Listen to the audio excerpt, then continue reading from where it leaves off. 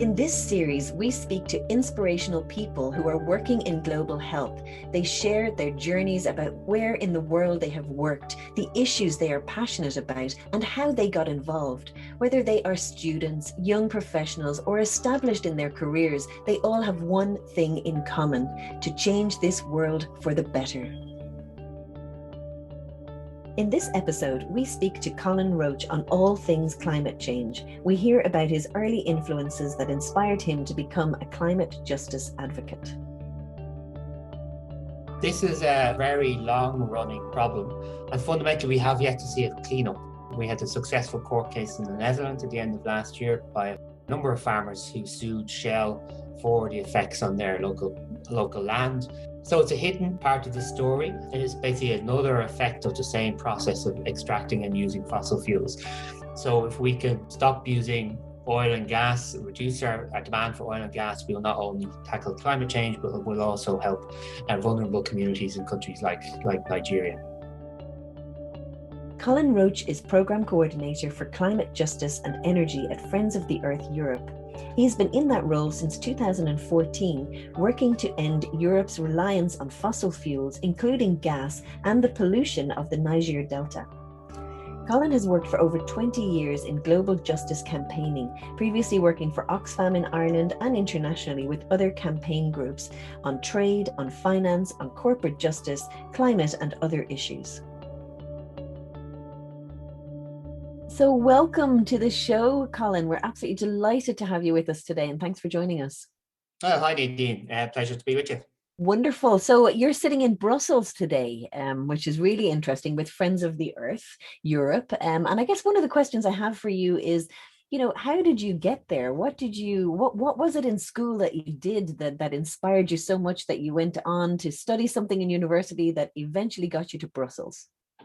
Well, it's a great question. I would say, back in school, if you go back to school, it was perhaps one of the things that I remember clearly from school was my brother doing the concern debates, and he forced me to listen to his speeches railing against the evils of capitalism and the oppression of poor people in the global south. And then I went on after studying politics and history in UCD to work for Oxfam for more than a decade, working on global development issues. And then, naturally enough, the biggest issue facing the planet is climate change. And so one of that motivated me to work to move more towards the environmental issues and into working with Friends of Europe here in Brussels. We hear a lot about climate change, and obviously climate change impacts every area of our life. But what do you see as the biggest threats to health from climate change? Well, the thing about climate change is that it's pretty much all encompassing. It will reach every part of the globe and reach just about everybody in the globe. So the impacts are enormous on health right across the planet.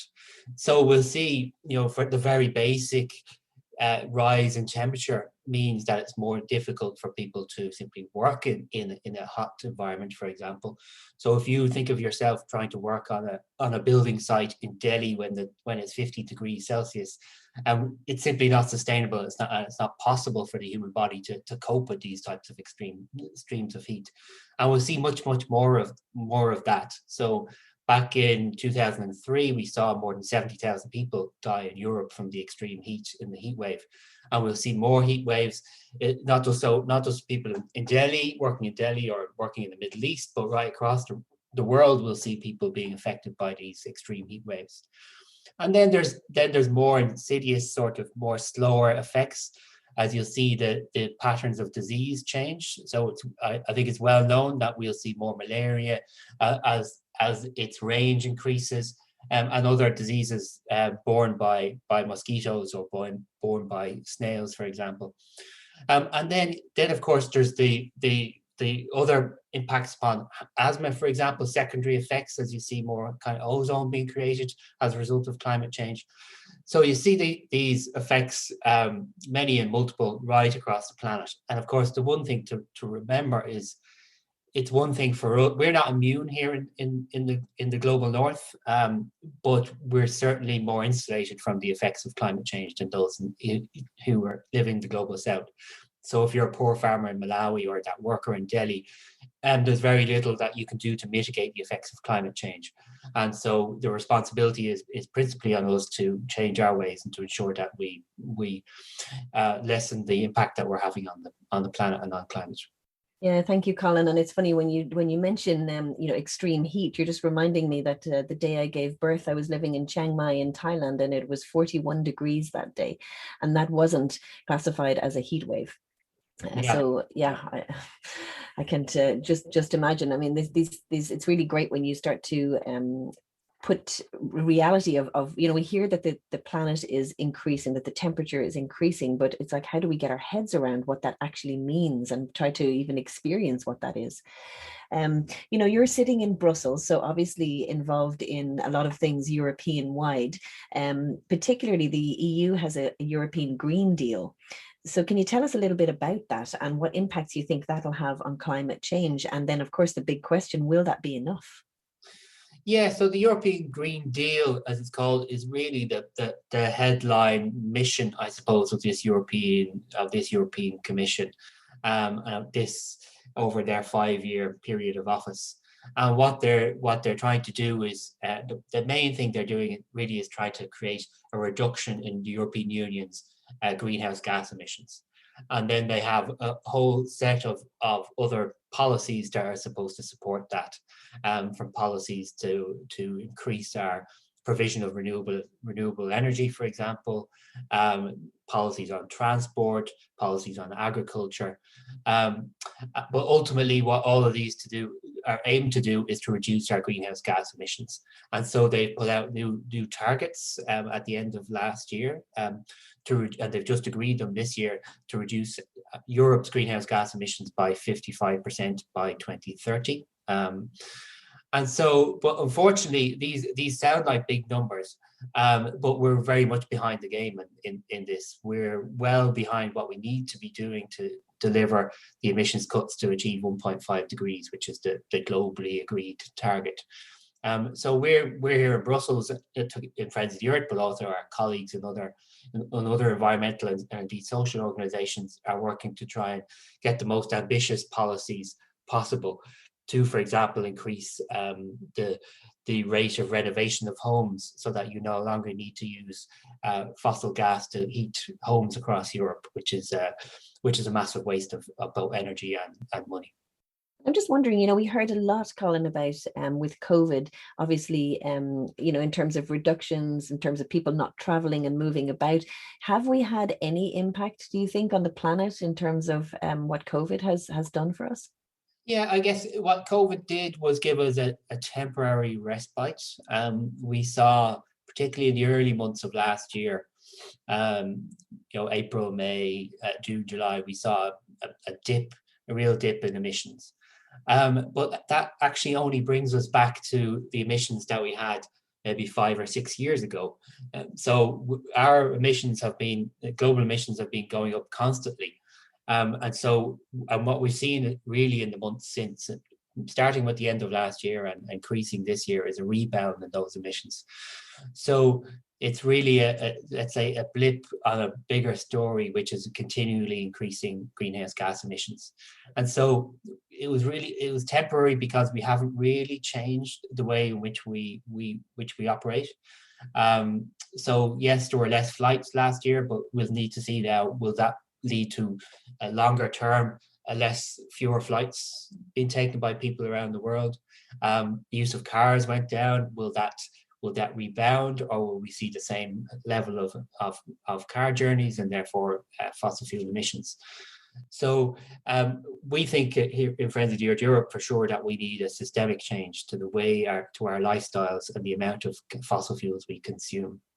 And, in terms of lifestyle changes and other changes, I mean, do you see ways that we can tackle climate change and impact positively on health, particularly in the short term? Yeah, so like one of the things we work on in Friends of Europe with colleagues in trade unions and social sector is on energy poverty. And I think this is one that's a real win-win-win. It's one where you see right across Europe, you have leaky buildings, inefficient and leaky buildings, which are expensive to heat or indeed to cool, and the people who are the poorest people in Europe don't have the money effectively to heat those homes. And so you see about 50 million people in Europe are in energy poverty. And one straightforward solution, because we have the technology, is to insulate homes to the right standard. And therefore to remove the necessity for poor people living in poverty to spend lots of money trying to heat those homes. And so we're pushing the European Union to increase the renovations of buildings across Europe, and particularly to target those renovations at the social sector, so social housing, public housing, tackle the poor rental conditions that people live in. And if we do that, we have benefits for the climate, and we have real benefits for the income of people living in poverty, but also obviously for their health. If you can live in a warm home, then that has knock-on benefits for your, like the chances of you getting many different illnesses. And so this is a starting point and effectively a human right that we all think people should have. And we're working hard to try and get the European Union and all the member states of the European Union to get behind this and to deliver on it. And Colin, my mind is just thinking about that construction worker in Delhi. What can governments do? There's a lot of really fantastic NGOs working in and around the global south as well. What can they do to tackle climate change and improve health in conditions like there would be in Delhi, for example? Yeah, like I guess it comes back to first principles, of course. And the first thing we have to do to tackle the health impacts of climate change is to tackle climate change. And so the first thing we need to do is to reduce our carbon emissions by things like changing our transport sector, by making sure that we have effective public transport, which doesn't require everybody to get into a car, by having homes which are adequately insulated and don't require additional heating. So this is at the top of the pyramid, I suppose. And then after that, you're looking at how can we adapt to the effects of climate change, and that's a much more difficult thing to do. We can see these adaptation strategies here in Europe, for example, where you can put in measures to prevent flooding, for example. But in the global south, it's much more difficult for farmers to adapt, for example. So you can do things like bring in new types of seeds for farmers, which are better suited to the higher temperatures that might have already arrived in their locality. Or you have a different mix of crops to deal with the uncertainty of the rains that might now be coming to your local area.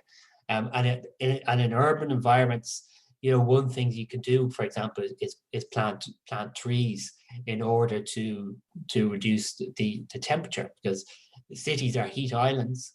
And so the more green space you have and the more greenery you have in a city, you can begin to address some of the marginal impacts of climate change. But fundamentally, we need to stop climate change, because there's also limits to how much you can adapt to some of the effects of climate change. Yeah, and just thinking about adaptation, I know, the issue of indoor air pollution is also a very big issue. And, again, my mind goes to, I spent quite a lot of time in northern Thailand and in the hill tribes that live in the mountains there. There's a lot of obviously cooking that happens in very small spaces. And then on top of that, you have cultural traditions. For example, when a woman gives birth, she will spend 1 month by the fire in her home, not going outside with the newborn baby. So you've got culture as well as traditions, and then practicalities in terms of what people need to do to survive. In those kind of situations, what have you seen that works? Yeah, well, I would say one thing about things like that is like the local use of cooking fuels in the global south. They're very clearly a problem for health from indoor pollution. But in regards to climate change, I think they're really marginal. When you look at the amount of emissions that are emitted in Europe or in the United States or in Japan, this is really where the problem is. And wouldn't be putting any of the blame on people living in the global south, or particularly people living in poverty in the global south.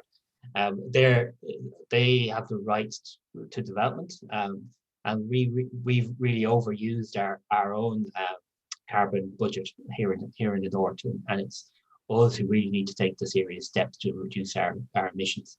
And of course, for indoor pollution, there are many people who are working on this with much more expertise than I have, are working hard to come up with those solutions to allow people have effective cooking solutions at the local level. Great, and thanks for making the difference. I'm always thinking about the health impacts of everything related to the environment and climate change. And I think you're very clearly, just talking about emissions and climate change and where the greatest responsibility lies. So thank you for that. What about health workers? We could have health workers thinking that they don't have a role to play. Oh, that's climate change. That's really interesting. And I hope those climate change people, activists and advocates and politicians get that sorted. What should health workers know about climate change, and what can they do? Well, in a sense, what health workers should know about climate change is what everybody should know, in that they should know it's a huge problem that affects everybody. But the voice of health workers is particularly important, because coming from a background of expertise, coming from a background of respect, then I think their voices can be well heard on the issue of climate change, and seeing the impacts of for example, of disease spread in the global south. People who have direct experience of that can tell the story of these effects, but also use the voice of the health sector collectively to really put pressure on the Irish government in particular, obviously, but also other governments, to really act to change our lifestyles, or to change the way in which our economy works, to reduce climate change. And we see great examples of this also in places like Germany, where you see health workers coming together to be active on climate change. And so I've great optimism about the opportunities for healthcare workers to tackle climate change. Yeah, and we have a super example here that was started by a group of young doctors called Irish Doctors for the Environment. And when we're just thinking about Ireland, I mean, there you are in Brussels at the EU level, that kind of overview level. When you look back at Ireland, what do you recommend specifically that we do here in Ireland? Yeah, well, I guess I have a particular interest being here in Brussels to mark the cards of the Irish government to make sure that they're actually playing their part in Brussels. Because one thing maybe it's not as visible is the sheer amount of decisions that are made about the European economy and about climate change here in Brussels that the Irish government has a voice on. And so we'd be looking for the Irish government, for example, to push for a ban on supports to fossil fuel projects in Europe, to stop the European Union subsidizing gas projects, and to back higher renovation targets in the European Union and tackle energy poverty. But back at the national level, yeah, like fundamentally, we need to change the economy and all the things I've mentioned already. But the headline issue, I suppose, at the moment is the climate bill. My colleagues and friends of the Earth Ireland are working hard with lots of other people to make sure that we have a good climate bill. I know there was quite a deal of positivity about the draft bill that was published by the government, but there are still things that need to be changed, and still quite a bit of progress that needs to be made to have one that really is going to deliver for Ireland's responsibility to tackle climate change. So, Colin, as we kind of come to the end of our conversation here, we have hopefully a lot of young professionals who are interested in global health and climate change and the environment. Do you have a piece of advice for young people who are interested in getting involved in this kind of area? What would you say from your experience? Well, I think it's kind of transformed really in the last 10 years. From even when I was in Ireland working with colleagues on climate change. Now we really have an active global movement of people campaigning against climate change and campaigning against fossil fuel projects, for example. So there's many different ways I think people can get involved, whether it's through the Global Health Network or whether it's through the campaign groups working against fracking projects, in the Shannon LNG project, for example. Of course, I'd recommend people join Friends of the Earth Ireland as an excellent gateway to activism in this area. But you can also follow people on Twitter, follow Friends of the Earth on Twitter, follow various experts. Greta Thunberg's always a great person to follow, and you can educate yourself in that way, and then and make linkages, and really just get out onto the streets. At the end of the day, there's nothing better than getting out onto the streets and protesting. True, with a mask at the moment, and true. With a mask, of course, yes, with all the caveats, the COVID caveats, sure. So, Colin, I know that you have some experience also working with colleagues in Nigeria. Can you tell us a little bit about that? Yeah, this is obviously it's a very long-running problem. So we work with our colleagues and Friends of the Earth in Nigeria on the oil pollution in Nigeria. So for decades, the oil or the soil and the air of Nigeria has been polluted by the oil companies like Shell. And so we see the health effects coming from this, from the polluted water, and the presence of scandalously high levels of carcinogenic chemicals in the water from the oil pollution. And fundamentally, we have yet to see a cleanup. Now, we've brought court cases. We had a successful court case in the Netherlands at the end of last year by a number of farmers who sued Shell for the effects on their local land. But we've yet to see a fundamental cleanup of the oil industry in Nigeria. And of course, it's not the only place in the world which is affected by the oil industry. We also see many other places which we've seen affected by oil pollution, and therefore the health consequences of that pollution. So it's maybe a slightly hidden part of the story. It's basically another effect of the same process of extracting and using fossil fuels. So if we can stop using oil and gas, reduce our demand for oil and gas, we'll not only tackle climate change, but we'll also help vulnerable communities in countries like Nigeria. Colin, thank you so much for joining us. Well, my pleasure. My pleasure. So thank you for joining us today. If you want to know more or get involved in the Irish Global Health Network, then go to our website. You can sign up for free to become a member at www.globalhealth.ie. And we very much look forward to the next episode.